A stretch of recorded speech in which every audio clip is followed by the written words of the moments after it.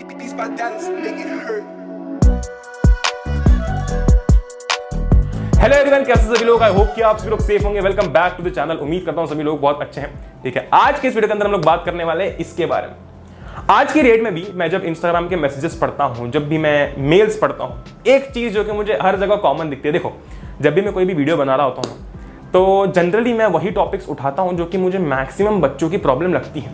ठीक है, क्योंकि सीधी सी बात है कि अगर तुमने किसी प्रॉब्लम के लिए मुझे मैसेज किया है, मैं कभी कभी हो सकता है कि रिप्लाई नहीं कर पाता हूं, पर मैं मैसेजेस पढ़ लेता हूं। ठीक है, एंड अगर किसी पर्टिकुलर टॉपिक की प्रोबेबिलिटी बहुत ज्यादा रहती है कि भैया इस चीज में बच्चे को हर जगह प्रॉब्लम आ रही है, तो मैं उस टॉपिक पर वीडियो जरूर बनाता हूं। ठीक है, क्योंकि अगेन तुम्हारी प्रॉब्लम्स को एड्रेस करना मेरा काम है, हमारा काम है, और वो हम कर रहे हैं। ठीक है, पॉइंट ये ना कि ह्यूमन साइकोलॉजी है, see not only in school, not only in colleges. ठीक है, हमारी रियल लाइफ के अंदर भी हम भले ही कम मेहनत करते हैं। ठीक है, हम अपनी मेहनत नहीं देखते कभी कभी, पर हमारा जो रिजल्ट के लिए जो एम होता है, जो हमारा एम्बिशन होता है, क्या मैं मेहनत भले ही कम कर रहा हूँ, पर यार वो ना मेरा एम्बिशन है, वो मेरा गोल है। मतलब मैं भले ही कम पढ़ रहा हूँ, पर मुझे 40 में 40 लाना है। ठीक है, ये जो पॉइंट जब आता है लाइफ में हमारे, हमें ऐसा लगता है कि चलो यार अभी शुरुआत करते हैं, पर हम कर नहीं पाते। ठीक है, आज हम ये बात करेंगे कि आज अगर हम टर्म 1 में 40 आउट ऑफ 40 लाना चाहते हैं, ठीक है, C 40 out of 40 is not something that is going to separate you from others, कि अगर किसी बच्चे के 35 नंबर आते हैं तो वो खराब है। देखो, ऐसा कुछ नहीं होता। ठीक, आज से 3 साल बाद तुम्हें नंबर भूल भी जाओगे, पर आज हम बात करते हैं कि ये शुरुआत करने पर हमें किन किन चीज़ों का ध्यान रखना है। ठीक है, क्योंकि तुम्हारी जो प्रॉब्लम्स है उस पर वीडियो बनाना मेरा काम है, उनको एड्रेस करना मेरा काम है। और अगर तुम ऐसी कोई प्रॉब्लम मेरे साथ शेयर करना चाहते हो या फिर मुझसे बात करना चाहते हो इन टॉपिक्स के ऊपर, तो आप जो है मुझे या तो इंस्टाग्राम पर स्टोरी पे टैग कर सकते हो। ठीक है, या फिर पढ़ले को इंस्टाग्राम पर स्टोरी पे टैग कर सकते हो। ठीक है, दोनों में से आपको जो चाहे वो कर सकते हो। इसी के साथ साथ 28 तारीख को हमारी ऑफिशियल पढ़ले की ऐप जो है वो लॉन्च हो रही है। ठीक है, टीजर आप लोगों ने देख ही लिया होगा, जिसने नहीं देखा है वो जाकर देख सकता है। एंड मैं मेरे मेन चैनल पर लाइव आने वाला हूँ। ठीक है, तो ऐलान कर दिया जाए, बस थोड़े ही दिन बचे अभी तबाही के लिए। शुरुआत करते हैं बिना किसी देरी के। ठीक है, चलो आगे बढ़ते हैं, समझते हैं यार। सबसे पहले तो ये समझते हैं, take a break, keep taking breaks. You are not human, not a machine. You are a human, not a machine. So sorry भैया, आपने तो वीडियो चालू करने से पहले ही हमको ब्रेक लेने के लिए बोल दिया।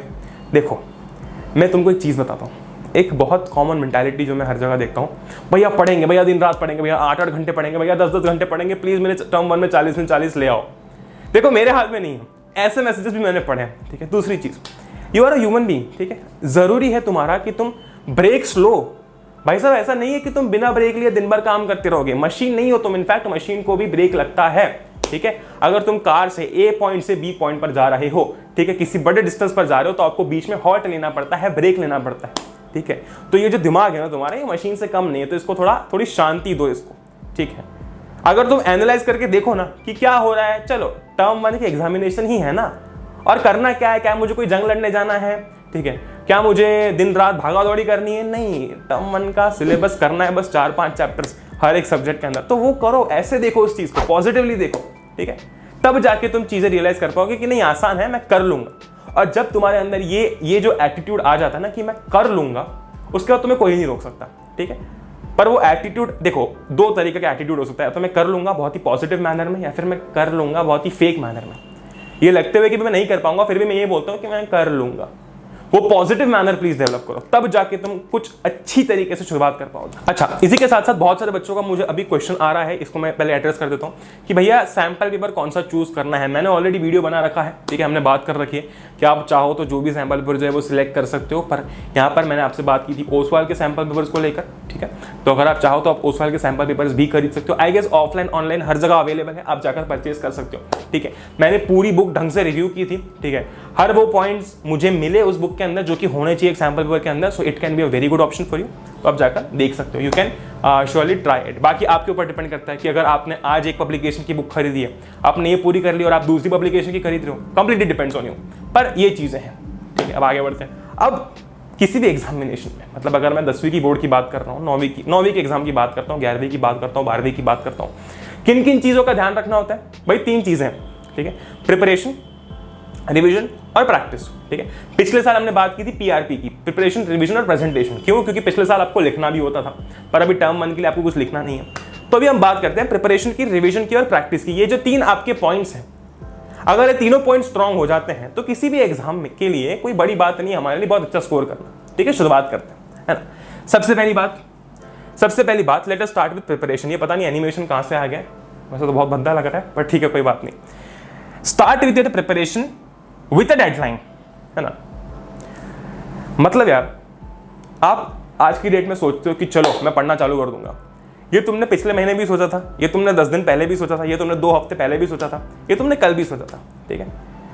पर वो पढ़ने को बैठने के लिए जो हिम्मत लगती है ना कि भैया चलो उठ के मैंने अपना फोन रख के मैं अपने टेबल पर बैठ गया, वो नहीं आ पाती है, ठीक है। और इसके लिए मैं तुम्हारे लिए एक बहुत अच्छा तोड़ लेके आऊँ। देखो, जब भी हमारी लाइफ में डेडलाइन आने वाली होती है, ठीक है, तब हम बहुत तेजी से काम करते हैं, है ना। जैसे कि ऑफिस में किसी को कोई प्रोजेक्ट मिलता है, कोई काम मिलता है और उनको डेडलाइन मिलती है कि यार आपको 28 तारीख तक अपना जो काम है वो खत्म करना है, तो इंसान उस हिसाब से काम करता है ना। Very good. तुम भी खुद को डेडलाइन देना शुरू कर दो कि यार मुझे इतने चैप्टर्स इतने दिनों में करने हैं, ठीक है। और हो सकता है कि डेडलाइन अगर मीट नहीं हो पाती तो कभी कभी सैलरी कट हो जाती है, ऐसा हो सकता है इन केस, है ना। कभी कभी मान लो ऐसा हो जाता है। तुम भी थोड़ा थोड़ा ना अपने लिए ऐसा थोड़ा स्ट्रिक्ट होना स्टार्ट कर दो, ठीक है। कि मान लो कि मैंने 5 चैप्टर सोच रखे हैं कि मैं अगले 6 से 7 हफ्तों में करने वाला हूं। वैसे इतना समय बचा नहीं है, पर अज्यूम करते हैं, चलो वो भी छोड़ो। 2 चैप्टर्स करने वाला हूं मैं अगले इस 1 हफ्ते के अंदर, ठीक है। रियलिस्टिक एग्जांपल लेते हैं। अब ये तुम्हारी डेडलाइन है कि अगर मैं आज 25 तारीख को शुरू कर रहा हूं, या फिर मैं मान लो कि 1 तारीख को शुरू कर रहा हूं, तो 8 तारीख तक मेरे ये 2 चैप्टर्स हो जाने चाहिए। अगर नहीं होते तो मैंने अपनी डेडलाइन पर अपना काम मैच नहीं किया, ठीक है। तो उसके लिए कुछ ना कुछ तो है जो मुझे सैक्रिफाइस करना पड़ेगा, ठीक है। जब तक तुम थोड़ी थोड़ी चीजें सैक्रिफाइस नहीं करोगे ना, देखो सैक्रिफाइस भी वो चीजें करो जो तुम्हारे डिस्ट्रैक्शंस हैं, है ना। जैसे कि तुम फोन पर रोज 2-2 घंटे बैठते थे, अब मैं 1 ही घंटा बैठूंगा, ठीक है। क्यों? क्योंकि मेरी डेडलाइन पे मेरा काम पूरा नहीं हो पाया। जब आप एक डेडलाइन के साथ अपना काम स्टार्ट करोगे तो आपको सेंस ऑफ रिस्पॉन्सिबिलिटी फील होगी कि नहीं यार 8 तारीख तक किसी भी हालत में काम करना है, अगर नहीं किया तो मेरे साथ प्रॉब्लम हो जाएगी, चोट हो जाएगी, ठीक है। जब आप ऐसी चीजें अपने अंदर ही डेवलप करना स्टार्ट करते हो ना, आप एक सेंस ऑफ रिस्पॉन्सिबिलिटी डेवलप करते हो कि नहीं यार 8 तारीख तक मुझे करना है, मतलब करना है, ठीक है। 16 तारीख तक मुझे ये 2 चीजें करनी है, मतलब करनी है। इसका ये मतलब है कि स्टार्ट कर रहे हो तो एक डेडलाइन के साथ स्टार्ट करो, ठीक है। ये चीजें मैंने बहुत बार आजमाई। इनफैक्ट कॉलेज के अंदर भी जब असाइनमेंट्स मिलते हैं ना, तो हम क्या करते हैं, मेरा ये रूल है, मैं क्या करता हूँ कि वो असाइनमेंट है वो आपको बना के सबमिट करना है, थोड़ा बहुत समझ लेना है ना। अब अगर मैं 7 बजे असाइनमेंट करने बैठ रहा हूँ, मैं असाइनमेंट की लेंथ देख लेता हूँ कि यार मुझे लगता है कि ये 30 मिनट में हो जाएगा, तो मैं खुद को 25 मिनट का समय देता हूँ, ठीक है, कि 25 मिनट के अंदर अंदर मुझे असाइनमेंट खत्म करके उठ जाना है। क्योंकि जब हम टेबल पर बैठते हैं ना, हम टाइम पास बहुत ज्यादा करते हैं। अगर तुम खुद को कभी एनालाइज करो ना, पढ़ते पढ़ते तुम 3 घंटे में से भले ही 1.5 घंटे पढ़ रहे हो, पर 1.5 घंटे तुम टाइम पास कर रहे हो, ठीक है। लेकिन लगता है ऐसा कि नहीं 3 घंटे में बहुत पढ़ लिया, ठीक है। तो ऐसा किया करो कि जितना हो सके उतना समय खुद को दो, है ना, और ट्राई करो कि उसी में तुम वो चीजें खत्म कर पाओ। वो बेस्ट तरीका होता है, ठीक है। इससे मैंने पर्सनली अपनी लाइफ के अंदर जब मैंने इसको इंप्लीमेंट किया कि यार देखो अब मुझे वीडियो एडिट करना है, ठीक है, अब मुझे वीडियो अपलोड करना है ना, वेरी गुड। तो मैं वही चीजों पर ध्यान दूंगा जिससे बच्चे को एक्चुअली फर्क पड़ता है, जिससे बच्चे के लाइफ में कुछ एडिशन हो पाए वैल्यू का, ठीक है। मैं फालतू चीजों पर ध्यान नहीं दूंगा व्हाइल एडिटिंग द वीडियो, ठीक है। इससे मेरा एडिटिंग टाइम भी कम हुआ, प्लस मैं बेस्ट से बेस्ट कंटेंट भी डिलीवर कर पाया। तो ये चीजें होती है, ठीक है। Please start your preparation with a deadline, है ना। 3-4 hours of self study apart from all the classes. मतलब यार अब देखो, दिन भर का 3 से 4 घंटा देना स्टार्ट कर सकते हो तो करो। अगर पहली बारी पढ़ने बैठ रहे हो, ठीक है, अगर आप पहली बारी पढ़ने बैठ रहे हैं जनाब, तो आप एक काम कीजिए, ठीक है, दिन भर का 1.5 से 2 घंटा दीजिए। कोई देखो मुझे ना बहुत अच्छा लगता है जब तुम अपनी प्रॉब्लम शेयर करते हो तो, ठीक है। और मैं कोई तुम्हारा कोई ऐसा टीचर वीचर तो हो नहीं कि तुमको आके डांट दूंगा, तुमने पढ़ना कैसे चालू नहीं किया, तुमको समझ नहीं आ रही, तुम्हारी लाइफ बर्बाद हो जाएगी। मुझे पता है ना, क्योंकि मैं तुम्हारी एज का रह चुका हूँ और ज्यादा गैप नहीं हमारी एज के अंदर, तो मैं चीज जानता हूँ कि नहीं यार मेरी जान तू ठीक है, कोई दिक्कत नहीं है, तू अभी पढ़ना स्टार्ट कर रहा है, कर दे चालू। मुझे कुछ सरप्राइजिंग नहीं लगता इसमें। क्यों नहीं लगता? क्योंकि हम भी उस फेज में कभी ना कभी रह चुके हैं, हमने भी वो चीजें देखी हैं, पर हमने कोप अप किया, और वही एक्सपीरियंस आज मैं तुम्हारे साथ शेयर करना चाहता हूँ, ठीक है। 2 घंटा दे सकते हो दिन का, देना चालू करो, धीरे धीरे बढ़ाते जाओ, ठीक है। पर ये चीज प्लीज ध्यान रखना कि खुद को डेडलाइन दे रहे हो, है ना। गुड, आगे बढ़ते हैं। अब हम समझते हैं highlight in your NCERT, don't waste time on writing now, ठीक है। देखो मैं पहले तुमको ये बोलता था कि तुम एनसीईआरटी से छोटे छोटे नोट्स बना सकते हो, ठीक है। अब वो नोट्स वाला जो काम है मैंने तुम्हारे लिए करके रखा है। हमने तुम्हें 1 पेज नोट भी प्रोवाइड कर रखे हैं और हमने तुम्हें नोट्स भी प्रोवाइड कर रखे हैं, डिटेल नोट्स हर चैप्टर के, ठीक है। तो अभी अगर तुम चाहो तो सिर्फ अपनी एनसीईआरटी में हाईलाइट करना चालू कर दो, ठीक है। अगर तुम एनसीईआरटी से नोट्स बनाना चालू करोगे बहुत समय लगेगा, बहुत समय लगता है। जहां पर तुम्हारा चैप्टर 30 मिनट का है, 1.5 घंटा लेगा, है ना। Very good. मतलब इन शॉर्ट ये है कि आपको अब अगर एनसीईआरटी पढ़ते हो तो उसी के अंदर हाईलाइट करना चालू करो, उसी के अंदर एरो लगा के नोट्स बनाना चालू कर दो, क्योंकि एट द एंड हो सकता है कि तुम्हारी नोट्स की किताब, नोट्स की तुम्हारी वही घूम जाए, है ना, नोटबुक ही घूम जाए, पर एनसीईआरटी हमेशा साथ रहती है। ठीक है, तो ट्राई ये करो कि अब तुम ज्यादा नोट्स बनाने पे समय वेस्ट ना करो। नोट्स तुमको चाहिए, हमने प्रोवाइड कर रखे हैं भाई, फ्री ऑफ कॉस्ट है, कभी भी कोई भी डाउनलोड कर सकता है। ठीक है, 1 पेज नोट भी प्रोवाइड कर रखे हैं रिवीजन के लिए, तो तुम कभी भी डाउनलोड कर सकते हो। मेक श्योर कि आप एनसीईआरटी के अंदर हाईलाइट जरूर कर रहे हो, ताकि अगली बार जब रिवीजन करोगे तो चीजें आसान रहेगी तुम्हारे लिए। ठीक है, तो अभी मैं यही रिकमेंड करूंगा कि बड़े बड़े लंबे लंबे नोट्स बनाने से खुद को बचा लो। ठीक है, एनसीईआरटी पर स्ट्रिक्ट रहो और उसके अंदर अंडरलाइन करो, ज्यादा अच्छा रहेगा। ठीक है, नेक्स्ट पॉइंट पर आते हैं। Revise every single day, regular revision keeps anxiety and stress away. ऐसे apple a day keeps doctor away वाली बात नहीं है, पर देखो, जब तुम रोज रिवीजन करते हो ना, तो तुम्हें श्योरिटी रहती है कि 3 दिन पहले पढ़ा हुआ टॉपिक मुझे आज भी याद है। ठीक है, पर कभी कभी ना पढ़ते पढ़ते एकदम से ऐसा अटैक आता है हमारे दिमाग के अंदर कि मैं ये पढ़ तो रहा हूँ, पर पढ़ने का क्या मतलब जो मैंने 4 दिन पहले पढ़ा था वो तो मुझे याद नहीं है, ये जो पढ़ रहा हूँ वो भी 4 दिन बाद याद नहीं रहेगा, तो क्या मतलब पढ़ने का, क्या करूँ पढ़ के।